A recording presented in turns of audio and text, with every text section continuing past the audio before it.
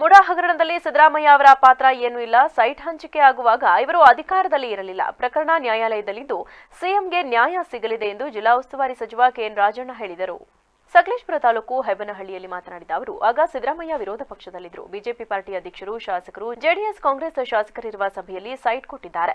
ಇದರಲ್ಲಿ ಸಿದ್ದರಾಮಯ್ಯ ಅವರದ್ದು ಏನಿದೆ ಎಂದು ಪ್ರಶ್ನಿಸಿದ ಅವರು, ರಾಜಕೀಯ ದುರುದ್ದೇಶದಿಂದ ಗವರ್ನರ್ ಮೇಲೆ ಪ್ರಭಾವ ಬೀರಿ ಈ ರೀತಿ ಪರಿಸ್ಥಿತಿ ಸೃಷ್ಟಿಯಾಗಿದೆ. ಸಿದ್ದರಾಮಯ್ಯ ಅವರದ್ದು ಯಾವುದೇ ಪಾತ್ರ ಇಲ್ಲದ ಕಾರಣ ನ್ಯಾಯಾಲಯದಲ್ಲಿ ನ್ಯಾಯ ಸಿಗುತ್ತೆ ಎಂದು ನಂಬಿದ್ದೇವೆ.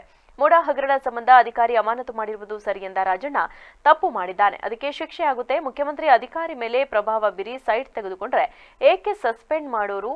ಅವರ ಪರವಾಗಿ ಇದ್ದವರನ್ನ ಅಮಾನತು ಮಾಡ್ತಾರಾ? ಸಿಎಂ ಆಗುವ ಆಸೆ ವ್ಯಕ್ತಪಡಿಸಿರುವ ಹಿರಿಯ ಶಾಸಕ ಆರ್.ವಿ. ದೇಶಪಾಂಡೆ ಹೇಳಿಕೆಗೆ, ಸಿಎಂ ಕುರ್ಚಿ ಖಾಲಿ ಇದ್ದರೆ ಕೇಳಬೇಕು. ಸಿಎಂ ಕುರ್ಚಿ ಒಂದೇ ಇರೋದು, ಅದು ಭರ್ತಿಯಾಗಿದೆ. ಬಹಳಷ್ಟು ಕುರ್ಚಿಗಳಿದ್ರೆ ಕೇಳಬಹುದು. ಸಿಎಂ ಕುರ್ಚಿ ಖಾಲಿಯಾದ ಮೇಲೆ ಕೇಳಲಿ. ದೇಶಪಾಂಡೆ ಅವರೊಬ್ಬರೇ ಅಲ್ಲ, ಅವರ ರೀತಿ ಒಂದು ಪಟ್ಟಿಯೇ ಇದೆ ಎನ್ನುವ ಮೂಲಕ ಆಕಾಂಕ್ಷಿಗಳು ಹೆಚ್ಚಿದ್ದಾರೆ. ಸಿದ್ದರಾಮಯ್ಯ ಒಪ್ಪಿದ್ರೆ ಮುಖ್ಯಮಂತ್ರಿ ಆಗ್ತೀನಿ ಎಂದಿದ್ದಾರೆ. ಆದರೆ ಹೈಕಮಾಂಡ್ ಒಪ್ಪಿದ್ರೆ ಮುಖ್ಯಮಂತ್ರಿ ಆಗುವುದು. ಈ ಬಗ್ಗೆ ಹೆಚ್ಚು ಚರ್ಚೆ ಅನಗತ್ಯ ಎಂದರು. ರಾಜ್ಯದಲ್ಲಿ ಸಿದ್ದರಾಮಯ್ಯ ಅವರು ಹಿಂದುಳಿದ ವರ್ಗದ ಪ್ರಭಾವಿ ನಾಯಕ. ದೇವರಾಜ ಅರಸು, ಬಂಗಾರಪ್ಪ ಅವರ ನಂತರ ಆ ಹಿಂದ ವರ್ಗದ ಜನಪ್ರಿಯ ಲೀಡರ್. ಒಂದೇ ಒಂದು ಕಪ್ಪು ಚುಕ್ಕೆ ಇಲ್ಲದೆ 40 ವರ್ಷ ರಾಜಕಾರಣ ಮಾಡಿದ್ದಾರೆ. ಏನಾದರೂ ಮಾಡಿ ಅವರ ಹೆಸರಿಗೆ ಮಸಿ ಬಳಿದು ಅವರ ಜನಪ್ರಿಯತೆ ಕಡಿಮೆ ಮಾಡಬೇಕು. ಹಾಗಾದ್ರೆ ಕಾಂಗ್ರೆಸ್ ಶಕ್ತಿ ಕುಂದಲಿದೆ. ಆ ದೃಷ್ಟಿಯಿಂದ ಅವರನ್ನ ಟಾರ್ಗೆಟ್ ಮಾಡ್ತಿದ್ದಾರೆ. ಅದು ಸರಿಯಾದುದಲ್ಲ. ರಾಜಕಾರಣದಲ್ಲಿ ವೈಯಕ್ತಿಕ ತೇಜೋವಧೆ ಮಾಡುವ ಕೆಲಸ ಯಾರಿಗೂ ಮಾಡಬಾರದು ಎಂದರು. DC3 ನಲ್ಲಿ ಅಲ್ಲಿ ಸಿಎಂ ಬರ್ತಾರೆ. ಸಿಎಂ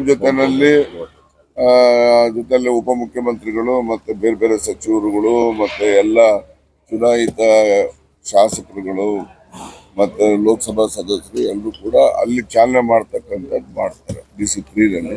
DC4 ಇಲ್ಲಿ ಕಾರ್ಯಕ್ರಮ, ಸಾರ್ವಜನಿಕ ಕಾರ್ಯಕ್ರಮ ಇಲ್ಲಿ ನಡೆಯುತ್ತೆ, ಸ್ಟೇಜ್ ಕಾರ್ಯಕ್ರಮ. ನಾವು ಸರ್ವೇ ಸಾಮಾನ್ಯವಾಗಿ ಈ ಅಕ್ಕಪಕ್ಕದಲ್ಲಿ ಹೆಚ್ಚು ಜನ ನಮ್ಮ ಮುರಳಿಯವರು ಮತ್ತೆ ಬೇರೆ ಬೇರೆ ಎಲ್ಲ ಚುನಾಯಿತ ಪ್ರತಿನಿಧಿಗಳು ಜವಾಬ್ದಾರಿ ತಗೊಂಡಿದ್ದಾರೆ.